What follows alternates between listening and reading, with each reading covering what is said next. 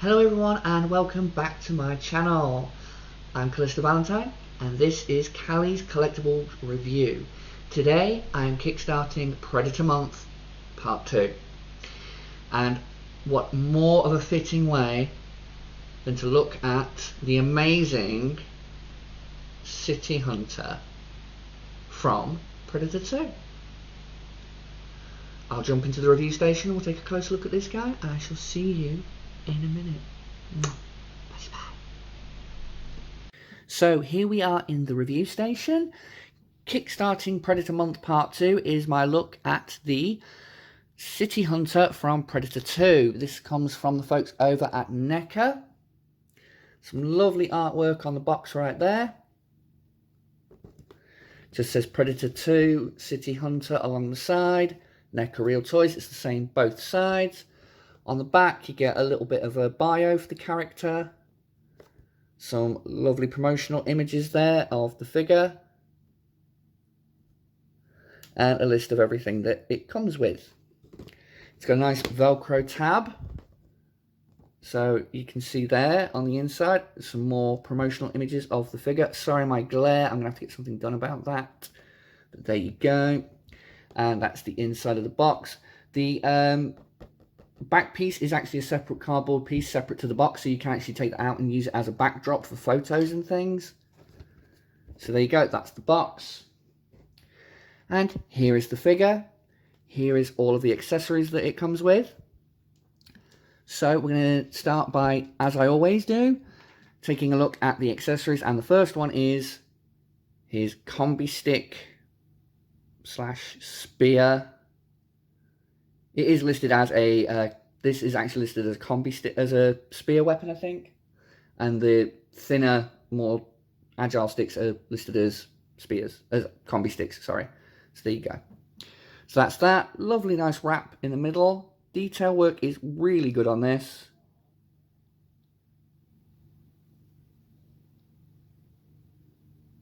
There you go. There's that.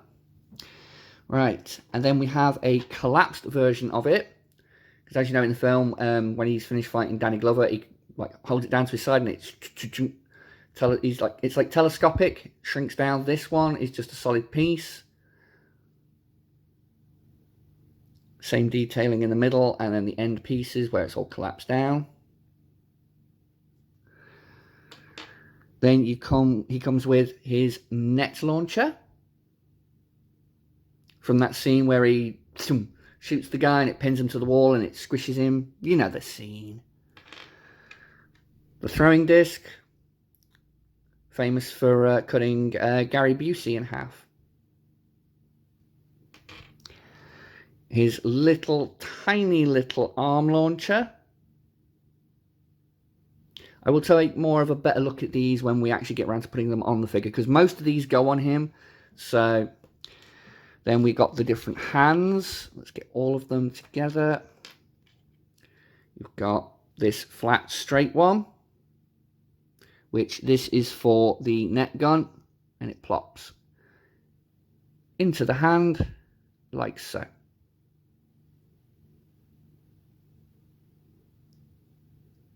That's what that hand is for. Or, you know, chop, chop, chop, chop. Predator with karate chopping action. I don't know. Comes with this hand.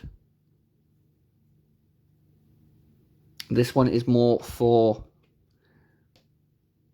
this. Once you get it threaded on. It can be kind of tricky to do. I'm trying to do it on camera so you can see. Come on, there we go. See, that's for gripping the throwing disc. And then I've got a splayed out hand for basically maybe like when he's thrown the disc. Like this is after it's left his hand, like it shows on the box. So maybe that's what that's for. It also comes with the two hands that are currently on him. Next is this cool little thing. It's a blast effect. And this is used on his plasma caster. And as you can see, it's done in like a translucent orange, I think, with an orange and yellowy kind of paint wash over the top. Some white right there. Very whitish yellow at the ends. There you go. Comes with a trophy skull, which, if I remember, this is basically meant to represent in the film, oh god, what was his name? Bill Paxton. Bill Paxton's character. This is from the subway scene where Jerry Lambert, the cowboy. Yeah, the Lone Ranger, that was it. I remember, but there you go. That's a nice little trophy skull. It is a little bit bendy, but not much. I wouldn't like force it too much. And then the last accessory he comes with is an unmasked head. Now, how fucking cool does that look? I mean, really, just look at the detail on the dreads, on the skin, the paintwork.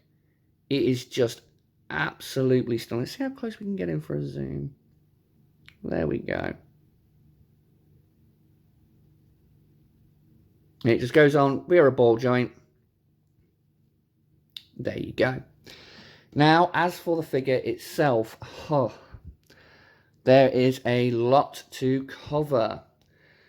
There's the face mask with wonderful, wonderful detail to it. There's the little plasma caster on his back.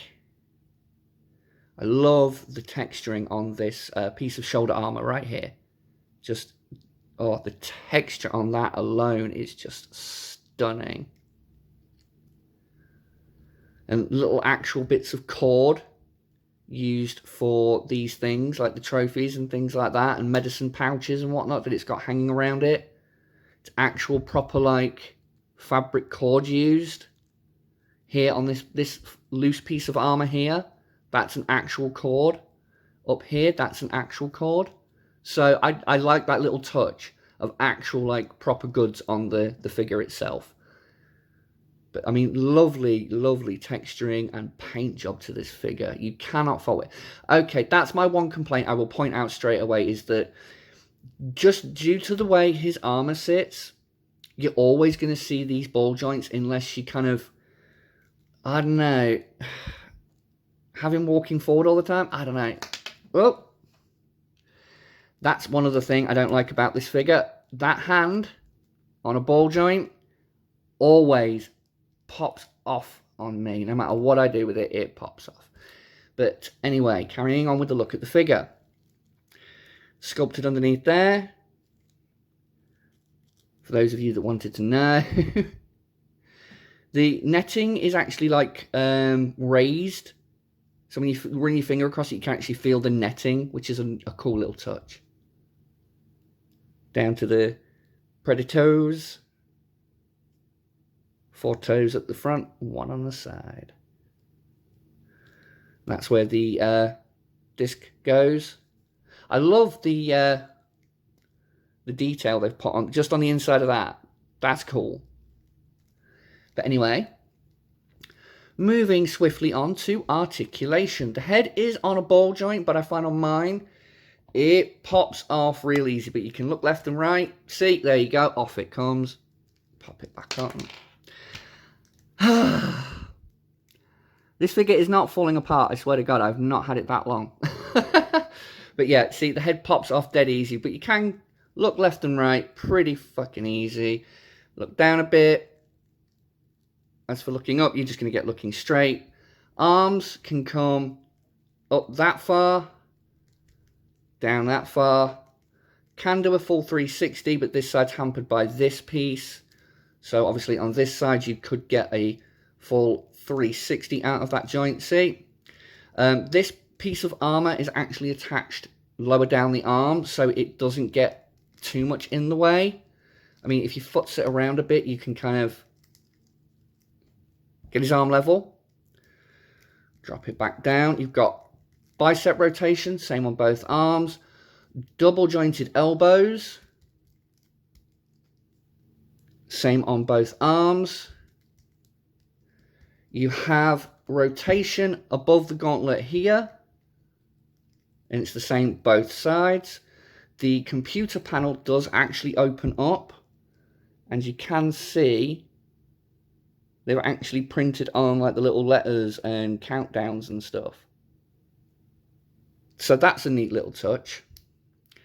And hands, as we've seen, are on ball joints, but that one falls off. And this one is that stiff that it actually moves the majority of the arm with it. So, apples and oranges, people.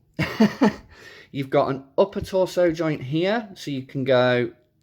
Oh, it's hampered by the armour on the back. We didn't look at the back, actually. That's where his Medicomp is. This clip, I will show you what this is for in a minute. But see, yeah, there's the armour. It comes right far down the back. So you can get a little bit of forward, a little bit of back. It's more for rotation than anything else. There goes that. I'm just going to leave that hand off for now. But there you go. Whew. Working up a sweat with this one. Legs can go that far forward, that far back, same both sides. Out to about there, down. You do have thigh rotation, but it's very stiff, at least on my copy it is. Double jointed knees and ball jointed feet. Now for getting him all armed up, quite fucking literally in this arm's case. Where's that hand? Give it here.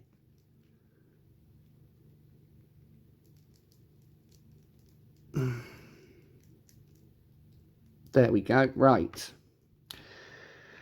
Now for the accessories. This is going to be the long bit. Right. I'll show off this thing first and how this actually works. You need to come here to the figure. This piece right here can be tricky to get off. Just pegs in. Little tiny notch. You take this piece and you plug that one in instead. Oh, sorry. Give me a second. I found it! Right. All this just to show off one little fucking thing. Right. And then that basically gives you the little blade launcher, you know, the thing that they pry out of the little thing looks like a hook.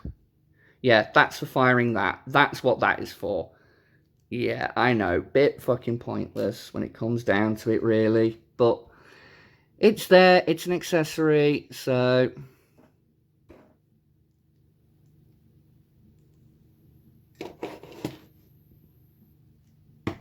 Right.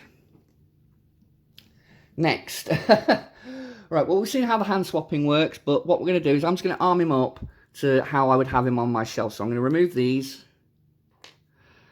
And this, you just want to line it up so that the holes correspond with these pieces. So you basically want to get it like that, and there's a little lip, and it will catch.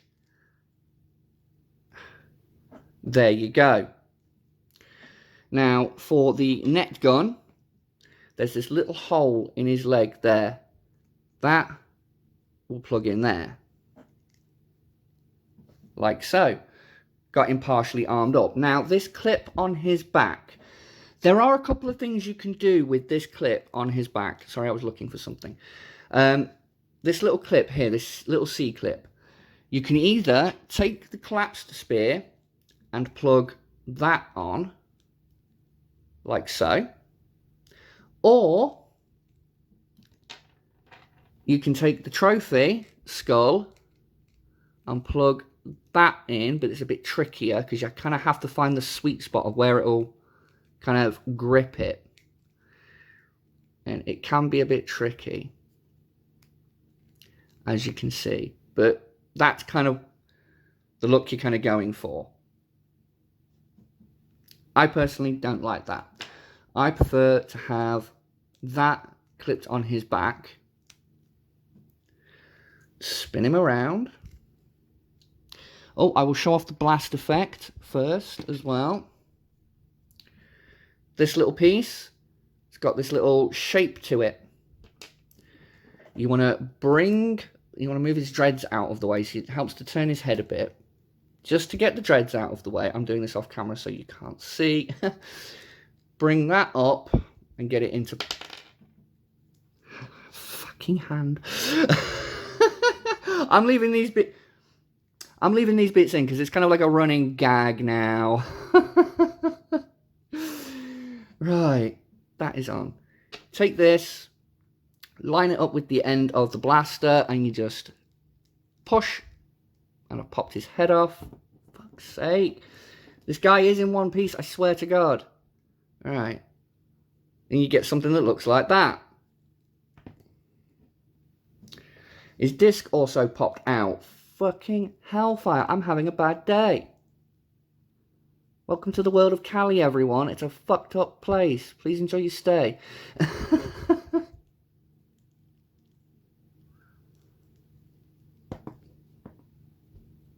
Right. I then take this accessory and I put it in his hand. She says, with the greatest of fucking trepidation ever. And I just sort of let it hang so that it looks like it's got like a natural drop to it. Like if he was really holding it, it would kind of droop that way. Something like that.